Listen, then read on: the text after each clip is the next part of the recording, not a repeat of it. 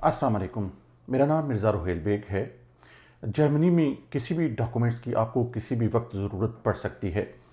अमूमी तौर पर होता यह है कि हमें जिन डॉक्यूमेंट्स की ज़रूरत नहीं होती वो हम फेंक देते हैं। तो कभी भी ऐसा करने से पहले आपने ये यकीनी बनाना है कि जो डॉक्यूमेंट्स आप फेंकने जा रहे हैं उनकी आपको किसी भी वक्त ज़रूरत पड़ सकती है। जो लोग जर्मनी में रहते होंगे उन्होंने महसूस किया होगा कि कुछ डॉक्यूमेंट्स जो होते हैं वो एक या दो पेपर की शक्ल में होते हैं, लेकिन वो डॉक्यूमेंट्स बड़े इंपॉर्टेंट होते हैं। जैसा कि रिहाइश का इजाज़तनामा, नई जॉब का कॉन्ट्रैक्ट या मैरिज सर्टिफिकेट वगैरह। तो ये जो डॉक्यूमेंट्स हैं ये अमूमी तौर पर जो आपका पेपर्स का एक पलंदा होता है उसका हिस्सा बन जाते हैं। पेपर वर्क के दौरान कुछ डॉक्यूमेंट्स जो आपके इर्द गिर्द हमेशा रहने चाहिए, इस तरह के जो इम्पोर्टेंट डॉक्यूमेंट हैं वो बाद में ये होता है कि वो आपके लिए बड़ा यूज़फुल रहता है, आपको पेपर ढूंढने में बड़ी आसानी रहती है। तो कुछ ऐसे डॉक्यूमेंट्स हैं जिनको जो है आपको कभी भी नहीं फेंकना चाहिए। सबसे पहले हम बात करेंगे बर्थ सर्टिफिकेट की। आपको जर्मनी में अपनी नेशनैलिटी से लेकर पेंशन हासिल करने तक मुख्तलिफ जगहों पर बर्थ सर्टिफिकेट की ज़रूरत पड़ सकती है। इसके अलावा समटाइम्स ऐसा भी होता है कि आपको ट्रांसलेटेड बर्थ सर्टिफिकेट की ज़रूरत होती है। गवर्नमेंट के जितने भी इदारे होते हैं वहाँ आपको जो आपका ओरिजिनल बर्थ सर्टिफिकेट है उसकी ज़रूरत होती है। इसके अलावा चाइल्ड बेनिफिट, चाइल्ड अलाउंस और इसके अलावा बच्चों के हेल्थ इंश्योरेंस के लिए भी आपको बच्चों का जो बर्थ सर्टिफिकेट है उसकी ज़रूरत होती है। अगर आपका बर्थ सर्टिफिकेट कहीं गुम हो जाए तो आप मुकामी रजिस्ट्री ऑफिस जाएं जहां पे बर्थ हुई थी, वहां से आप जो है अपना इलेक्ट्रॉनिक बर्थ सर्टिफिकेट हासिल कर सकते हैं। दूसरे नंबर पर हम बात करेंगे मेल्डे बिशाइनिकुंग या एड्रेस रजिस्ट्रेशन की। ये डॉक्यूमेंट उन डॉक्यूमेंट्स में से एक है जिनकी जर्मनी में आपको अक्सर ज़रूरत पड़ सकती है, और अगर आप गैर मुल्की हैं तो उस सूरत में इस डॉक्यूमेंट की अहमियत और भी ज़्यादा बढ़ जाती है। ये डॉक्यूमेंट आपको आपके फ़ोन कॉन्ट्रैक्ट, लाइब्रेरी कार्ड या बैंक अकाउंट खोलने के लिए इसकी ज़रूरत पड़ सकती है। अगर आपका एड्रेस चेंज हो गया है तो आपके पास जो पुराना एड्रेस है उसका जो पेपर है वो भी मौजूद होना चाहिए। जब आप नेशनैलिटी के लिए अप्लाई करते हैं तो आपसे आपका जो पुराना एड्रेस है वो भी मांगा जा सकता है।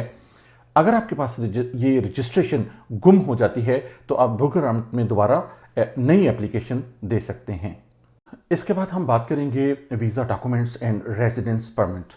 अगर आप गैर मुल्की हैं और जर्मनी में रहते हैं तो जर्मनी में रहने का और काम करने का जो आपका राइट है उसका प्रूफ आपके पास मौजूद होना चाहिए।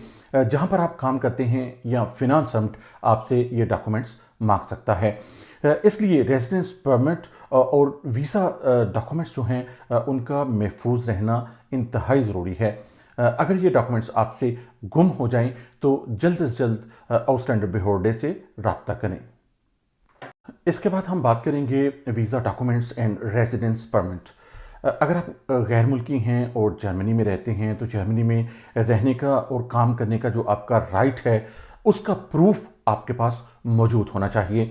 जहां पर आप काम करते हैं या फिनांसम्ट आपसे ये डॉक्यूमेंट्स मांग सकता है। इसलिए रेजिडेंस परमिट और वीज़ा डॉक्यूमेंट्स जो हैं उनका महफूज रहना इंतहाई ज़रूरी है। अगर ये डॉक्यूमेंट्स आपसे गुम हो जाएं तो जल्द से जल्द आउटस्टैंडर बिहोर्डे से रब्ता करें। इसके बाद आता है स्कूल छोड़ने का certificate, school leaving certificate.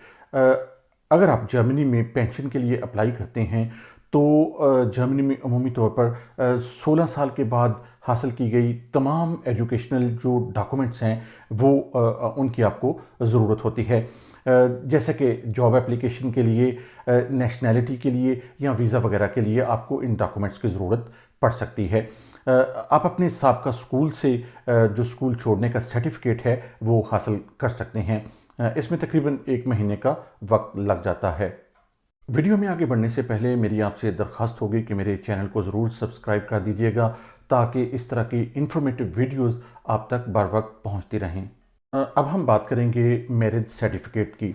Germany में मैरिज सर्टिफिकेट को महफूज रखना इंतहाई ज़रूरी है। جیسا کہ جوائنٹ بینک اکاؤنٹ کے لیے انشورنس پالیسی یا ٹیکس کی درجہ بندی تبدیل کرنے کے لیے فنانس جو ہے وہ آپ سے یہ میرج سرٹیفکیٹ مانگ سکتا ہے۔ تو جرمنی میں میرج سرٹیفکیٹ کو محفوظ رکھنا انتہائی ضروری ہے۔ اگر آپ سے میرج سرٹیفکیٹ کہیں گم ہو جاتا ہے تو آپ مقامی رجسٹری آفس سے 10 یا 15 یورو کے میں اپنا یہ جو متبادل ہے وہ حاصل کر سکتے ہیں۔ اس کے بعد آتا ہے ڈائیورس سرٹیفکیٹ۔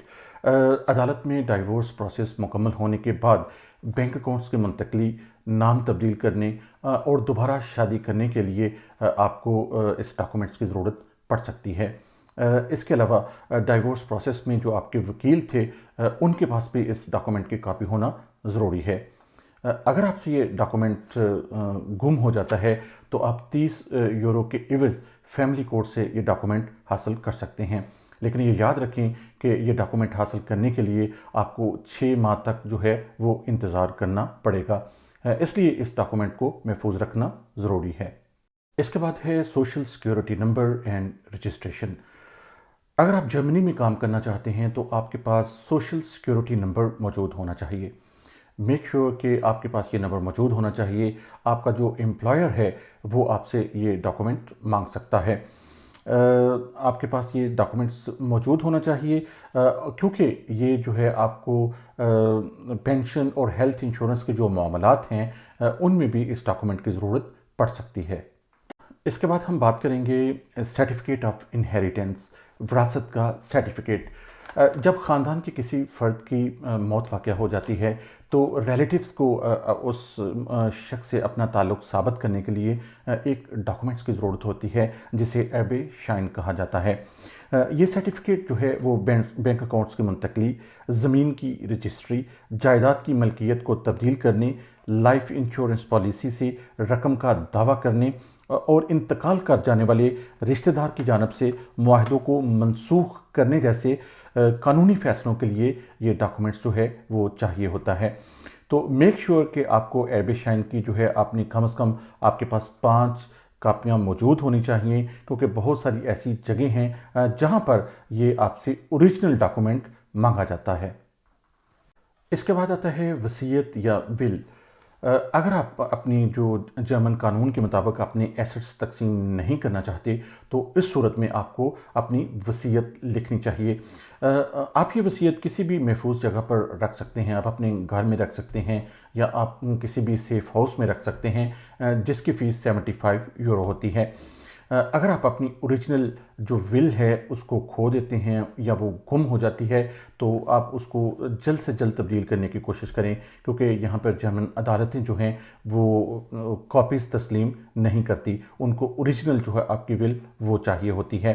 اگر انتقال کے وقت یہ جو وصیت ہے وہ کھو جاتی ہے تو اس صورت میں جرمن انہیریٹنس لا جو ہے وہ اپلائی ہوگا۔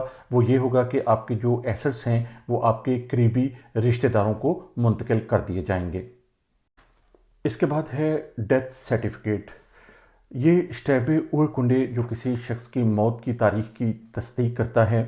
یہ میت کے قانونی مسائل سے نمٹنے، ایبے شائن کے لیے درخواست دینے یا انہیریٹنس جو سرٹیفکیٹ ہے اس کے لیے ضروری ہے۔ زیادہ تر معاملات میں یہ اوریجنل ڈاکومنٹ ہی قبول کیا جاتا ہے۔ آئی ہوپ آپ کو یہ ویڈیو اچھی لگی ہوگی۔ اگر یہ ویڈیو آپ کو اچھی لگے تو اپنے دوستوں اور عزیزوں سے ضرور شیئر کیجیے گا۔ بہت شکریہ۔